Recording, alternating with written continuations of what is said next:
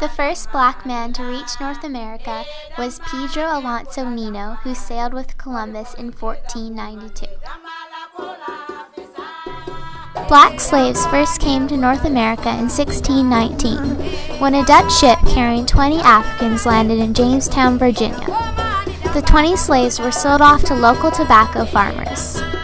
From the beginning of North American slavery in 1619, 250,000 African slaves were imported into British North America, reaching 500,000 by the American Revolution. Slaves in North America often formed families and other kinship networks and created several generations of blacks who were American. The culture of African Americans formed from lives of pain and poverty. It included art forms such as music and storytelling that promised a release from slavery in the afterlife. This culture created a spirit of resistance and rebellion among slaves that held strong until the time of emancipation. The American Revolution was the first great colonial uprising in modern times. It was driven by high ideals of freedom and equality. However, the revolution was flawed. It left African Americans trapped in enslavement or on the very outskirts of freedom. When the revolution was won, patriot leaders met and discussed about the government for their new country, and it seems that soon slavery would be gradually and peacefully eliminated. Unfortunately, leaders of the southern colonies, where slaves were key to the plantation economy and even outnumbered the white population, disagreed with the idea of emancipation. They require that a clause be into the Constitution that counted slaves as 3/5 of a person for representation purposes. The clause gave Southern states more power in the new Congress, giving them the ability to stop any legislation in favor of the abolition of slavery. The northern states began abolishing slavery in their own territories, while slavery became even more prominent in the South. There were 4 million slaves in the South by 1860. Abolitionist leaders believed that a war would be necessary if slavery were to be extinguished and the revolutionary ideas of the new country put in place. John Brown, I am quite certain that the crimes of this guilty land will never be purged away, but with blood. As white and black abolitionist leaders fought the morality of slavery in Congress, many slaves took matters into their own hands. They would fake sickness and break tools, which slowed down production and reduced their masters' profits. The slaves gained a sense of control and power in a society where they had none by these small acts of rebellions.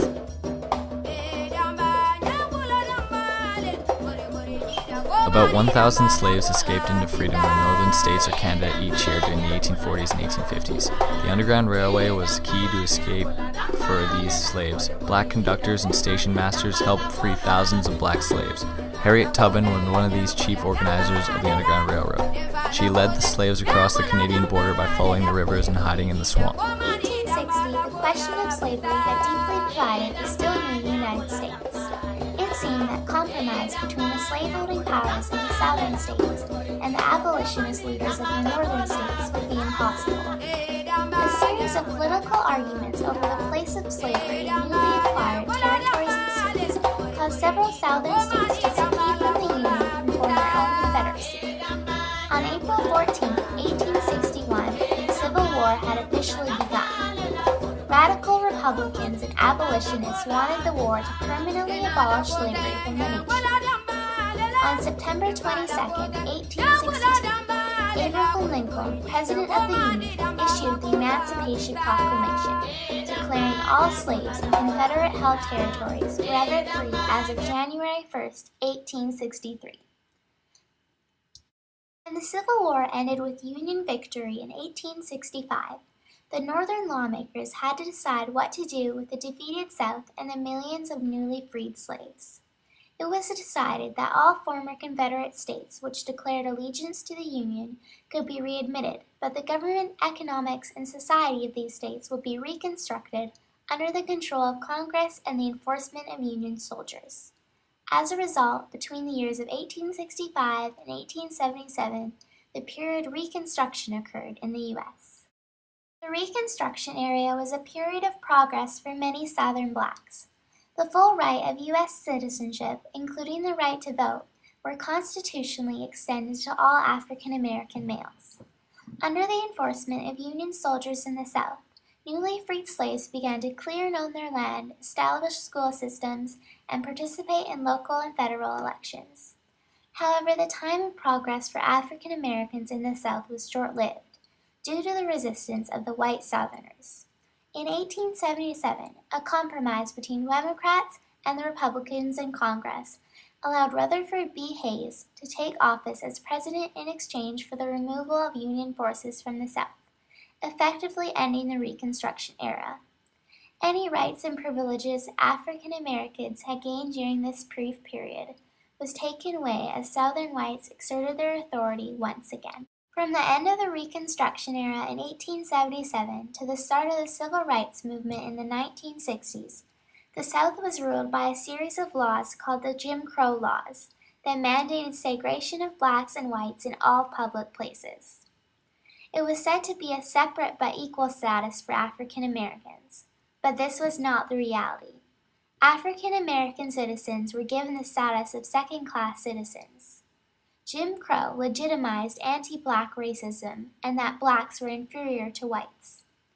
Many Christian ministers and theologians taught that whites were the chosen people, blacks were cursed to be servants, and God reported racial segregation. To make matters worse, states in the South began passing literacy tests and poll taxes as requirements for voting, which prevented blacks from exercising their new rights as citizens. They also used an even more effective method as well, the Grandfather Clause. The Grandfather Clause denied voting rights to anyone whose grandfather had not been free, eliminating the chance to vote for almost all blacks, regardless of their education and financial situation. African Americans were fed up with their treatment from the Southerners during the Jim Crow period. Because they could not vote, they decided to vote by their feet. They moved to cities in the North, Midwest, and West, hoping to find more equal opportunities like better employment. In 1910, approximately 90% of African Americans lived in the South, and nearly 80% of them worked in agriculture. However, a demand for labor in the North, as well as declining conditions for blacks in the South, caused more than 5 million African Americans to migrate from 1910 to the Great Depression in 1929. Another 5 million migrated during the Second Great Migration, beginning in 1941. The influx of African Americans into the northern cities resulted in pockets of black population where art, culture, and music flourished. The most influential pocket of black culture was in Harlem, a neighborhood in Manhattan. It was nicknamed the Negro capital of the world. Black musicians like Duke Ellington and Louis Armstrong flourished in jazz music. Black poets, essayists, and novelists freely expressed the oppression and discrimination they had felt their lives. They wanted to create an artistic voice that supported for Black America. It was not until after the Second World War that blacks began to integrate and have a more equal place in society. The Civil Rights Movement allowed blacks to take hold of the constitutional rights that they had been denied since the Reconstruction era. One of the first examples of integration took place on the baseball field in 1947, when Jackie Robinson became the first black baseball player to play on a white baseball team. Another example was when the U.S. military began to integrate its forces. By the Korean War, over 90% of all black soldiers were in integrated units. In the court case of Brown v. Board of Education, the idea of separate but equal was challenged. Plaintiffs argued that any degree of segregation was unequal and therefore in violation of the Constitution. The Supreme Court ruled that school segregation was unequal and that it caused a feeling of inferiority in black children. All segregated schools were directed to integrate with all deliberate speed. A black seamstress named Rosa Parks refused to give up her seat to a white person on a bus, as custom demanded. Her arrest caused a boycott by African Americans of Montgomery city buses. This was the first example of nonviolent resistance that became a hallmark for the civil rights movements led by Martin Luther King, Jr. That all men are created equal. Red Hills of Georgia, the sons of former slaves and the sons of former slave owners will be able to sit down together at the table of brotherhood. I have a dream that one day even the state of Mississippi, that my 4 little children will one day live in a nation where they will not be judged by the color of their skin, but by the content of their character. I have a dream of interposition and nullification. One day right there in Alabama, little black boys and black girls will be able to join hands with little white boys and white girls as sisters and brothers. I have a dream of brotherhood. With this faith, we will be able to work together, to pray together, to struggle together, to go to jail together, to stand up for freedom together, knowing that we will be free one day. The march and its effect on the White House was the passageway to the Civil Rights Acts of 1964. The Civil Rights Act of 1964 banned segregation in all public accommodations, as well as in employment and labor unions. The Voting Rights Act eliminated poll taxes, literacy tests, and other barriers for blacks to vote. When Martin Luther King was assassinated in 1968, the civil rights movement turned away from its nonviolent acts of resistance and its goal of integration and equality for blacks within white society. Black Power, a movement led by the militant leader Malcolm X, became the new face of the civil rights movement. He encouraged African Americans to join together and to look to their ethnic heritage in Africa instead of toward full integration into U.S. culture and society. The civil rights movement was successful in wiping out legal segregation and discrimination in the South. However, it still left a nation that was still racially divided. African Americans largely inhabited poor inner-city neighborhoods, while whites lived in more affluent suburban areas. This type of segregation is still a problem today. Different economic situations between blacks and whites stop full integration in many urban areas. African Americans have made significant strides in political empowerment since the civil rights movement.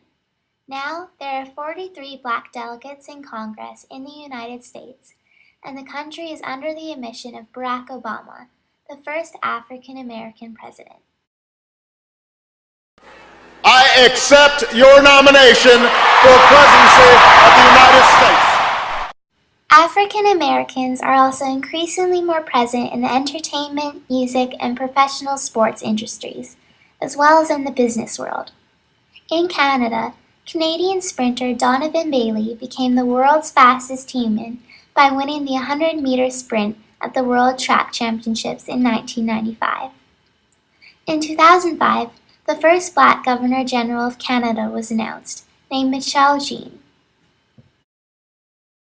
Despite these achievements, African Americans still struggle to overcome the effects of centuries of oppression. For example, the average household income for a black family in the U.S. is only 70% of the average household income for a white family. This results from lower education levels and fewer job skills. Sadly, African Americans also have the highest incarceration rates, as well as breakdowns of traditional family unions. Although so much has been achieved for African Americans, especially with the election of Barack Obama, the phrase "we shall overcome" is still a rallying call for blacks and whites alike to fight for complete racial equality.